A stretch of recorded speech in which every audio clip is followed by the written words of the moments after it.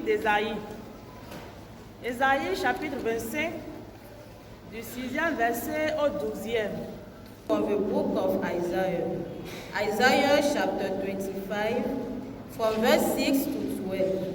Òwe yẹ̀wé gan Isaïe àtọ̀n. Òtà ẹ̀tọ̀n kò àtọ̀n. Bẹ̀sán afọ ẹ̀tọ̀n sí lòpó ló jẹ̀wé àwọ̀.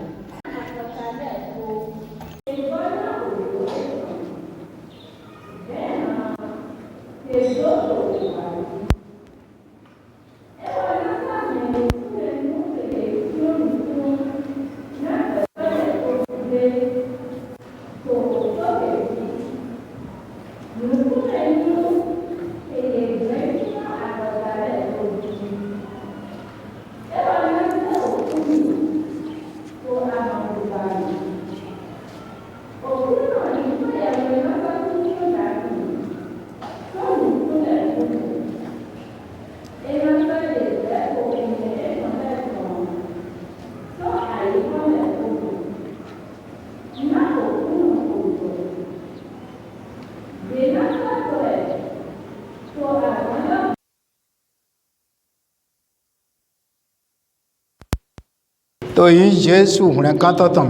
the name of Jesus Christ, our Savior, we read this prophecy, Lord. Through your Holy Spirit, explain everything to us. Let us understand your message, Lord. In order to be ready for this event coming. In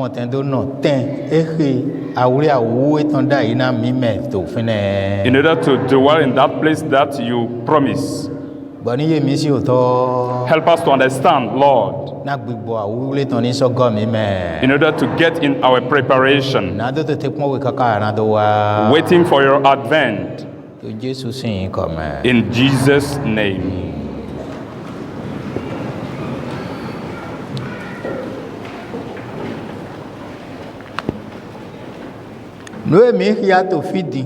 What we've just read here is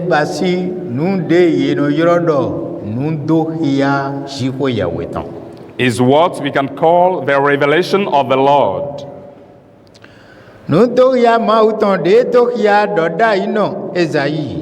This vision that he revealed to the prophet Isaiah.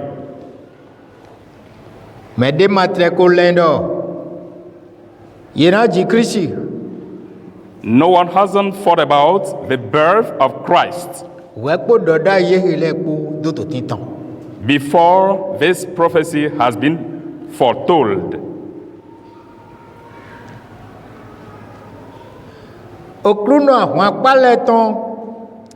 The Lord of hosts, get ready. Get ready for everyone.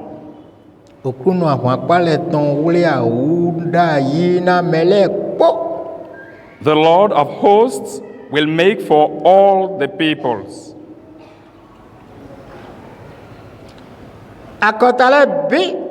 All the nations on this mountain.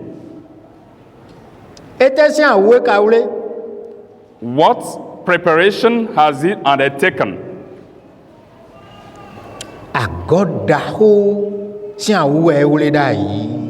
He prepared a great feast.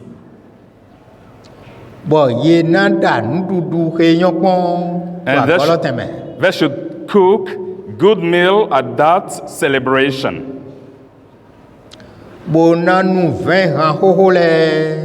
And drink wine on lees.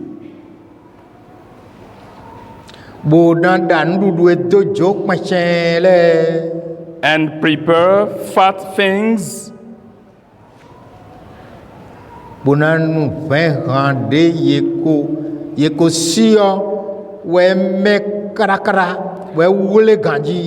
And drink on the wine lees well refined.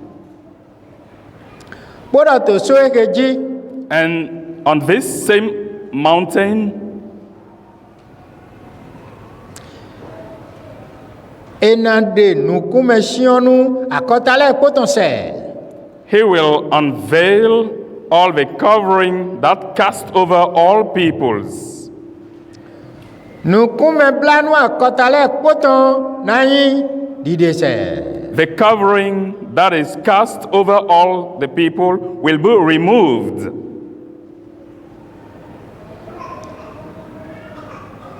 Ena va oku sudo He will destroy death kaka doidoi. forever. Ena susu dasi sɔnukun lɛ kpɔ mɛ. He will wipe away tears from all faces. Ena de sɛsɔn ayigba lɛ kpɔdzi ohun ya akɔta etɔn lɛ tɔn. And the shame or mockery of his people will be taken away. Do kuru na wɛ dɔho. For the Lord has spoken. Ewule awuda ina akɔta lɛ kpɔ hun wɛ daho de. He prepared for all the nations a very great feast. Weno Jesu Kristi vie tɔn wa. When Jesus Christ, the Son of Lord, has come, De mɛlɛ ma nyɔnu eyin do wa. since people didn't know what he was and is as he has come, Yeye de. they got nearer, closer to him, Bo kan ho bie. and asked him some questions. Mɛnu wɛ yɛ. Who are you? Edɔna edɔmɔ. He told them that. Ho enɔ dɔ na mi sɔn dɔgbɛnu gbɔn wɛ yɛ. What I used to preach to you for the beginning, this is what I am. Ho enɔ dɔ na mi sɔn dɔgbɔn wɛ nyi.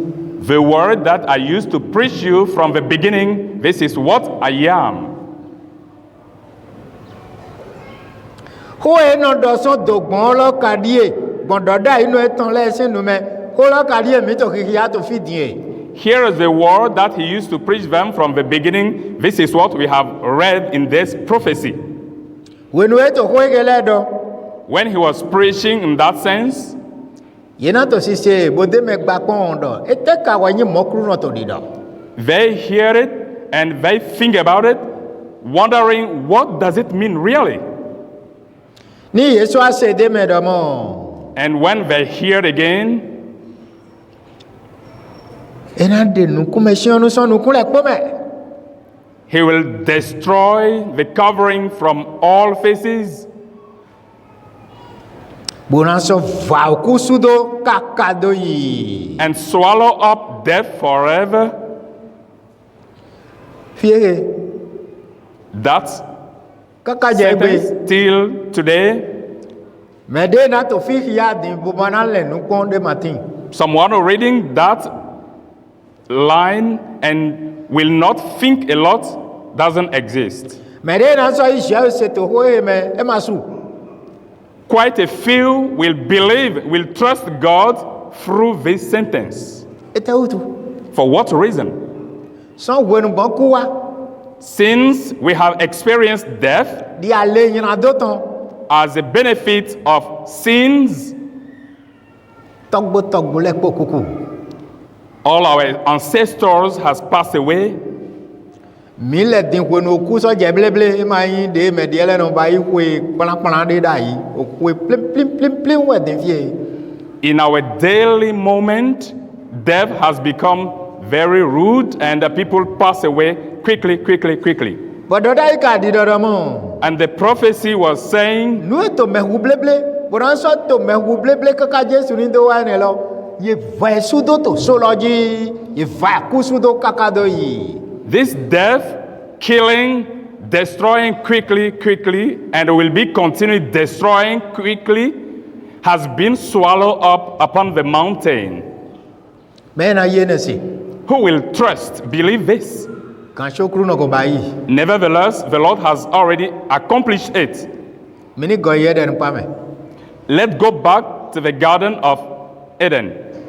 wene ma u to kusi yi ko yoro na adam When the Lu Lord ma yi ku to hulanu When the Lord was talking about death to Adam, there was no one experiencing death. mina du nu to file po You will eat out of every fruit in this garden. amo atisi sen yo po yara po ton ni mi du mina ku But if you eat from the fruit of knowledge and sad thing, you will die.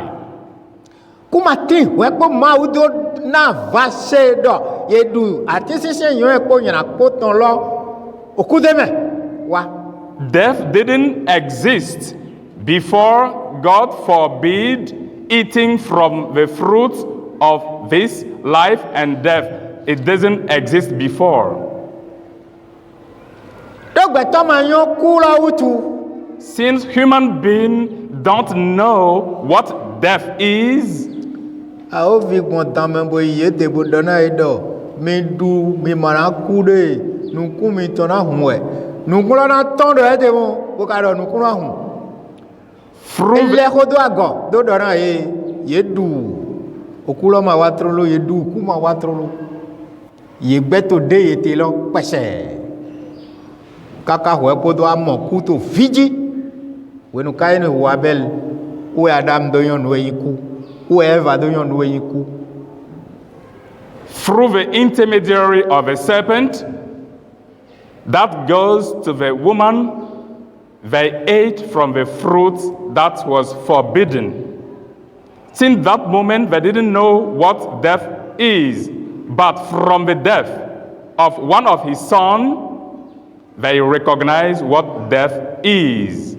di fi ekru no ka to du to do da ye me do mo Now, it was said in this prophecy that do e mi do hun wazan da hore he has set up a period of great feast, kwa mele ko na ja ya ta san energy and all the people will jubilate on that day.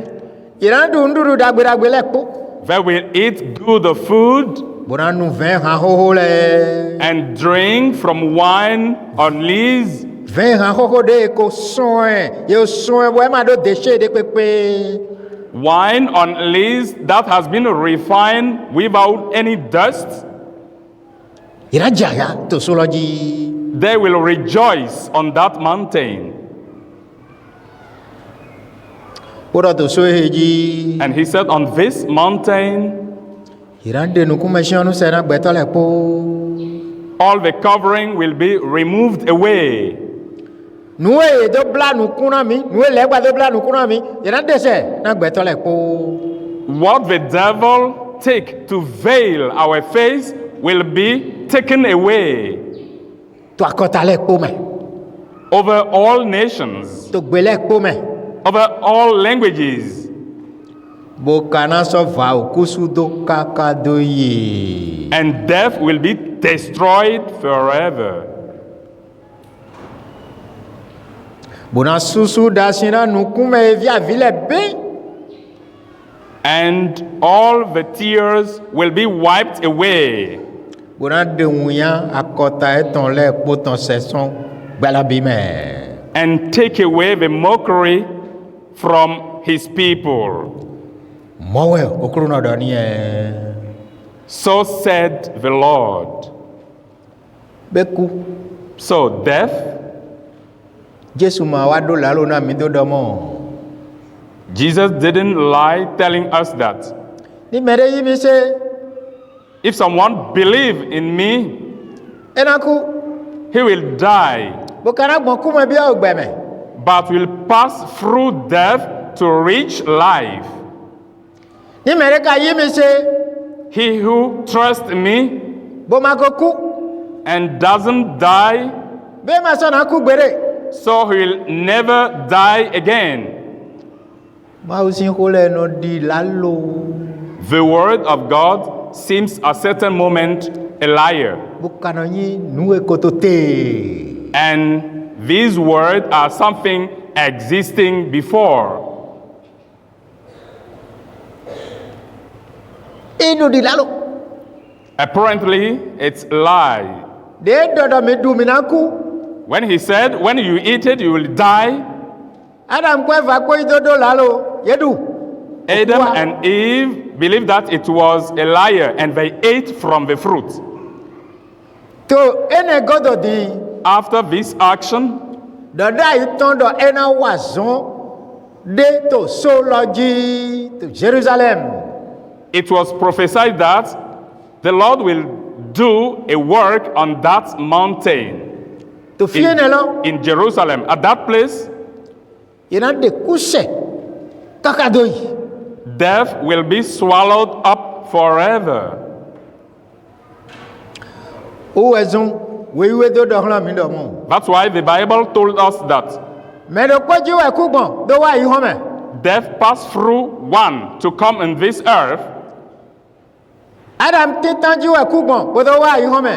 Death passed through the first Adam to come on earth. Adam godo ton o gbe ma fo gbon wo ji bo do wa yi ho me. Through the last Adam, everlasting life passed through him to come in this world. Do me do ko ku ji gbon bo do wa gbe lo me utu me do ko so ku na yan do o gbe lo ton bo do de ku se bo yi han di to yin Jesus Christ to me yi se le po na mo gbe ma fo me ka gbe do la lo no ele ye na yi o ya ma fo me yi na kuku wa we to. Since death passed through one to come on earth, in the same moment, life come through one person to come on this earth. And he who believe it will receive everlasting life. But the one who denied and refused it, reject it, will get through the second death. Ede ku se kakadoi doi. He wiped away, he swallowed up death forever. Bona susu okruno shugo ya we na susu dasi na nukumele bi. And the Lord God will wipe away tears from all faces. Bona dese so ayi gbaloji ohun yan akota eton leton. And take away the reproach of his people. Okruno wa do ho. So the Lord has spoken. Afoshe na todo. Verse 9 said, Yena do to asan loji do mo. on that day it will be said, Mi pon lo, shugo ya we mi ton we. this is our God. Meheme mi le do adogbigbo te we. He is the one in whom we trust. Mo yena do to asan loji ni e. So people will say on that day, Mi pon observe, shugo ya we mi ton we. he is our Lord, Meheme mi le do tu di do te. the one we have been waiting for. Ki gote ran Jesu Christ kan. Glory be to the Lord in the heaven. Welwe mi do tu di do mi ton le to e medin. When we trust our Lord now Gbogbo nu ke mayin etan le koda yi. and rejected all his interdictions, Mele to le ne utubo wan gbera mi. Ye to le ne utubo do nyana nkonko do do mi go. Ye to le ne utubo do to mi hu. Boron to mi ho. Boron to agan do mi. Boron to nun nyana kan lokpa do mi go di fie. for that sake people hate us, people are slandering us, people are saying bad things, are killing us. Asan karan wa di fie. The day will come Irada mi da ye go. and they will say, Okuro mi ton lo, we. this is our Lord, Meheme mi le do tu do. Me go mi le do tu do. the one in whom we trust. Uwa lobo we hole mi. It is he, the Lord, who saved us. Uwa lobo hole mi. He has saved us. Azanja. The time is coming. E ma so din temede. It's very close. Do nu e hiade go e. Hiade go. Me pobo mi mo. Yovo mi mo. Me yu mi mo. Ugbele po mi mo. Do hiade go. because signs are set up on that event, be you black or African or American or white people, everyone is observing and seeing it. Ni hiale hiya ede boto wiwai boto wiwai hiya godo tona wato ni hiya godo tonto mele pokwa kwata na yo edo ejo. If there are series of events or signs happening, the last event or sign will happen, and there you will see that it is accomplished. Ogbelona jetero monu goso nu mena me hunlega le kodo mi po ma u mi ton eton da soro me go mi le gwa dodo ni uwe sokunle mi. Truly, the voice will come out from all the chosen one by Jesus Christ, and on that day they will say, Lo, this is our Lord, the one who has saved us. Ira susu da sinso no kumena no kumele po de viavi na susu da sinso no kumena mi. God will wipe out all the tears from our faces. Utu ene mi yi se boto ya deji to gbeto le si to me ran kan le si yo mi ma kon flen blo. That's Asa why jara mi asa aya je de mere ma ga yi so me si ton eja. That's why, after believing in Jesus Christ and the people are making us suffer, don't worry, be cool and know that the day is coming, the day of feasting is coming, and that day will be very great. Ni ete to kare shi mi godi boto nde du temi mi ma kon flen blo asa ja aya je mi ton enago mere ma so nkan yi so mi si.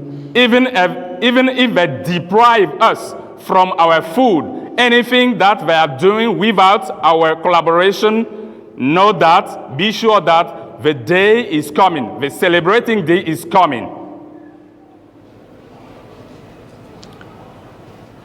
And the word continues in verse 9 saying that,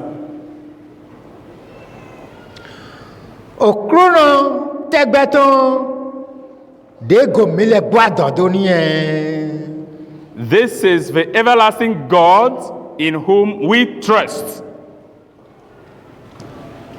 Meaning to ayaje. To be glad and rejoice. Meaning to ayaje na huneganda hodesi azai dodote weja eja una divie. To be glad and be rejoicing on the big day that he set up, the day of salvation he set up, and it is at hand, it is coming. Minito ayajedo ehianson okutangle gbagbedodopo na mehe yise to Jesus me. Let's be glad and be rejoicing because he has swallowed death forever, and the life is there for the one who believes. Mehe mayon nue jalo ena do konde yekpli mene lebo lalo duna ero. The one who doesn't know the truth will say, see how they gather all those people and they are telling lies to them. Me azalo na doe de hiado mo. But the day will show himself as such. Azan mon kotito nun kon utu hiade ma uvinale mito yemo. Mi me to kulo hiale to hialo le mo. Me mayon kulo le mayon nue to jijo. Yele mayon nue tintin. Since that day is set up and it is coming, there are signs upon this day, and all those who are aware recognize it, apart from those one who are ignorant and doesn't know anything about that day. Ni mi fligi gowa Jesu to si ansanle mi no gona ayaje ni ndegbe ta jijo ayaje ni tina mi do nukan mi tonyon nukan royon nukan me mi tonyon gbawo. By remembering of the advent of the return of Jesus Christ, let us be there rejoicing because we have hope. Our future is hopeful. Do ma u me go mi le gbo adodo na ton gbangba nukule ko na mo ayi hona to siso amo ma u vi le ko na ta ayaje bo le lon flem bo na do to ogbeso yi do mi la so gbede go to asoro me e ma ida to le me na je do we mi na yede aga ho me mi na ipe ma u mi ton te me sin ganyo do mo nko na jo. okuru no cho de da lon bo da igba bo da lepo bo kanyon lepo sin do we ko lepo na do ajo we to do da yege do te we ko e do Jesus we do da ye ko tin. Let's be glad and be rejoicing, for we who believe in Christ, knowing that this event will come surely, and when it happens, we will be rejoicing, and those who don't know will be in sadness, because this date was set up before at the arrival of Jesus Christ on that moment. Verse 10. Do alors krunoton nation osoeheji. For the hands of the Lord will rest on this mountain.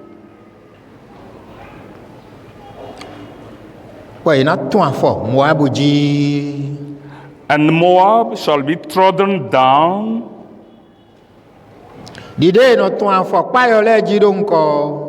As straws are trodden down in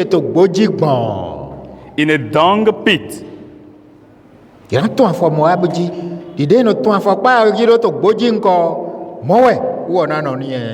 Moab will be trodden down as they trod down straws during our walk on the trash.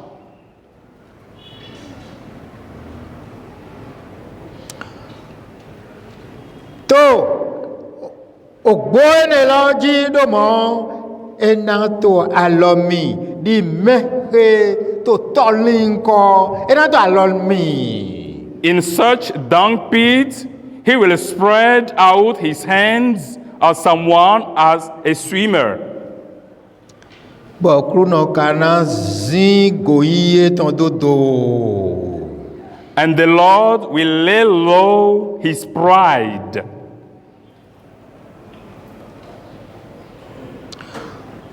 And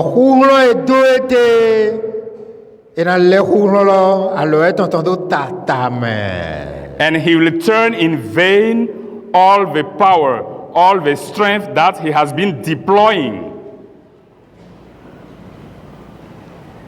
12 verse said, he will bring down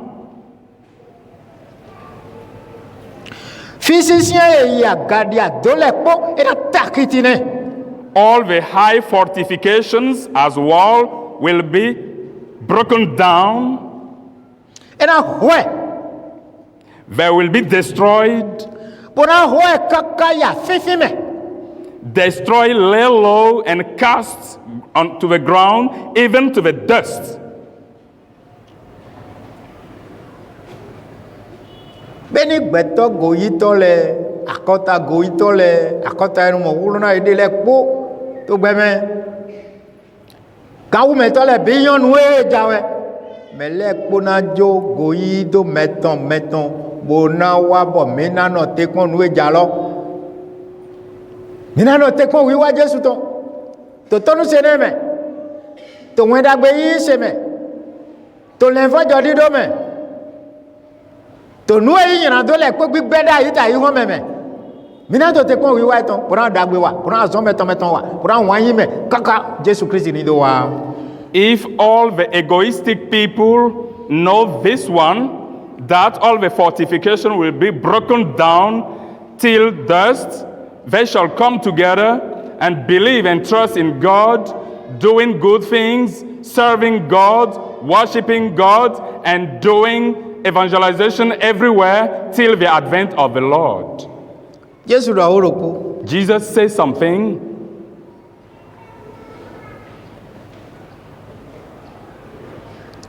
Edoni mende lo sujuro na hunlede. Ena egbe ton bu. Ni mere ka egbe ton bu. To li mi le Jesus Christ utu ati to le won dagbe mi ton utu lo. Me lo na gogbe ton modo yoyo chan. Amoni mere juro na hunle de ton ga. Gbeje. Bo ma yi Jesus. Bo ma yi won dagbe ton. Bo ma wa zonde ne. Ena egbe lo bu. Ni mere ka egbe lo bu to li mi le utu.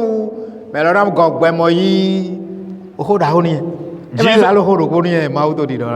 Jesus said a great word, a great thing. He said, he who tried to save his life will lose it, but he who let down his life on his behalf will get it.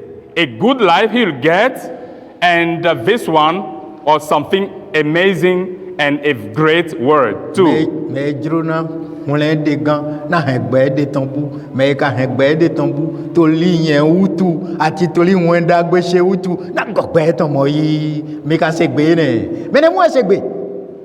How many of you listen to this voice? This clear voice. He who wants to save his life will lose it, but he who loses his life for my sake will be saved. He who hear it. This voice is very deep.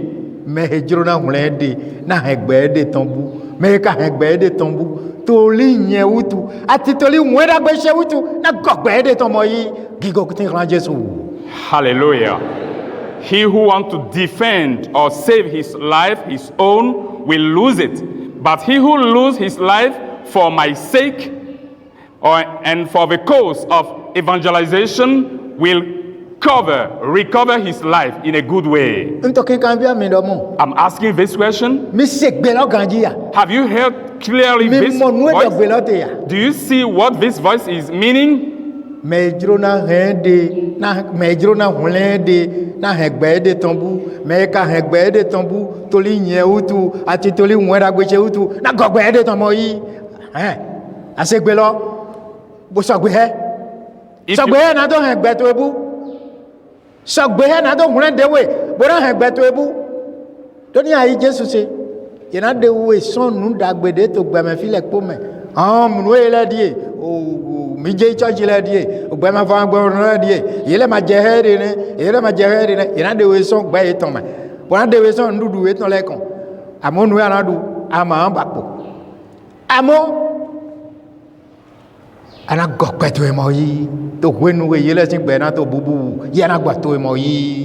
who loses his life will get it.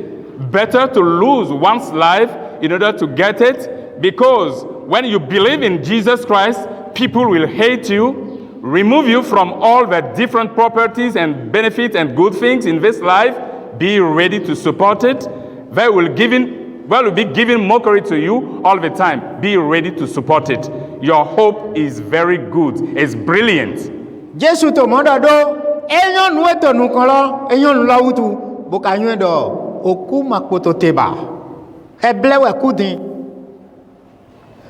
ogbewe potote na mele pobowe to liete utu oku aweto de godo ete to so machi melo gbema volo mewete aparo ko gbema volo ton we me ma se to na won dagbele si temewe ne to gbema volo do kulo me bon fifa teme de Lazare no to tafo kon ko Abraham polo we adokuno de no tendudu ito fidai doto di do ni dalo sime bo azedo de mi ton jilo apa lo po gbema volo ton we okuma okutina mere pepe ba ogbedodo we amo ahosutin we irayi to mere lego to lonzo do me ni mere idodo lalo ni bo to nyina wa ayise bo nyina wa amaso ise sato nyina wa bo so mi fie na so ha nyina wa to le ti we ne mele ko do gbedi amo gbema vo fifa temelo we mele ko mado. Jesus knows this one and said it before that there is no death. That's why he said so. And since this is life that is beforehand, we shall comply with all rule and follow it and be ready and know that we are confident and will gain our life, everlasting life, because death and hell and fire is put in hand to all those who are stubborn, all those sinners doing bad things. Ainda Jesus Christ da kwa do satibodo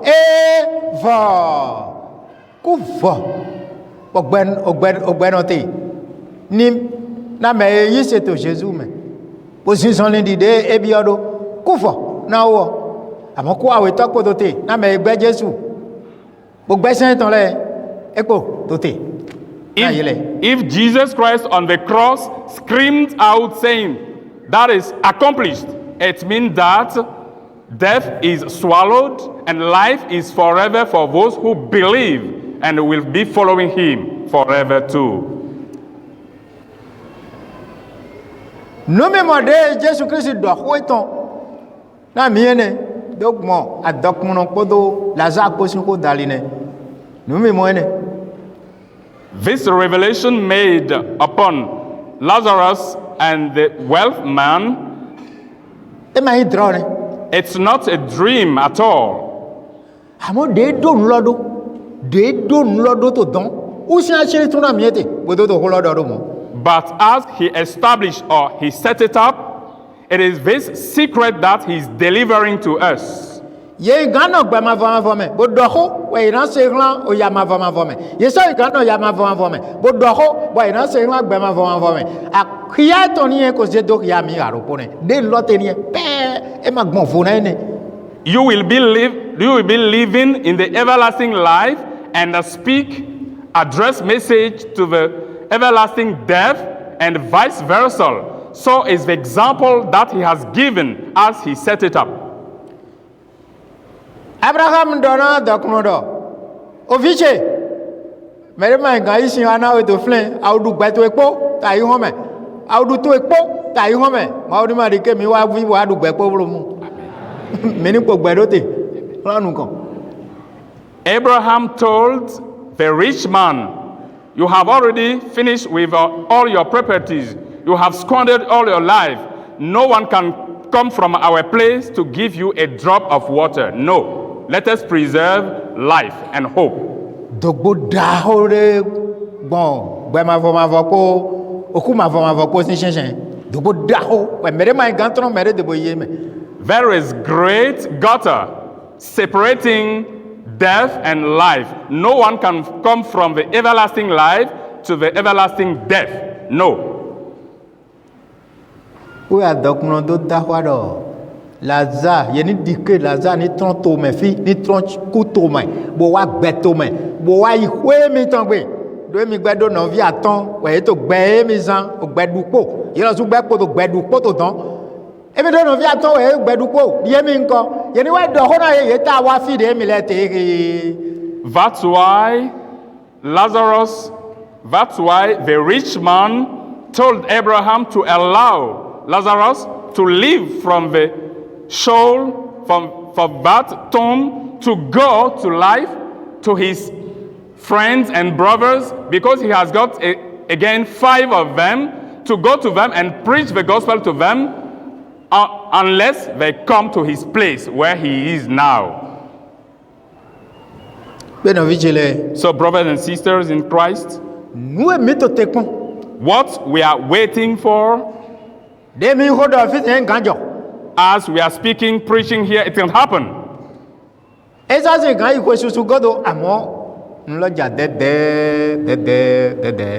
It can be late, some more years. It's coming slowly, coming nearer and nearer. Nous na mindi kiale nda minto yemo gbongbelo bime e do gbeme sinsin na wa gbeme sinsin ka wa bon yo voto me o me yo to me o fi de pepe me le ko to gbeme sinsin san kwa do to ni e so va sin wo da iton de e do ko gbe to le ko do hawaii abi ma sin wa nu sa ganji me do ajo nu ko me na gbe to ni e mo me na o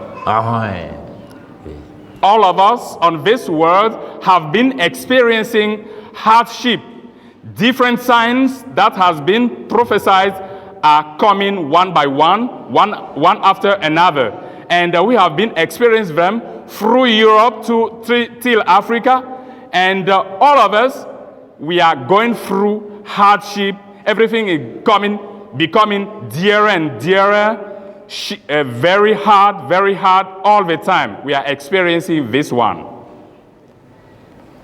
Etakitine esi ofi yagalekpo fi yagadi adolekpo etakitine esi ofi lekpo. he cast to ground, he bring down all the fortification, high fortification. Bon. Egbe. Bugbe kakayi. Afifime. And destroy it till the dust.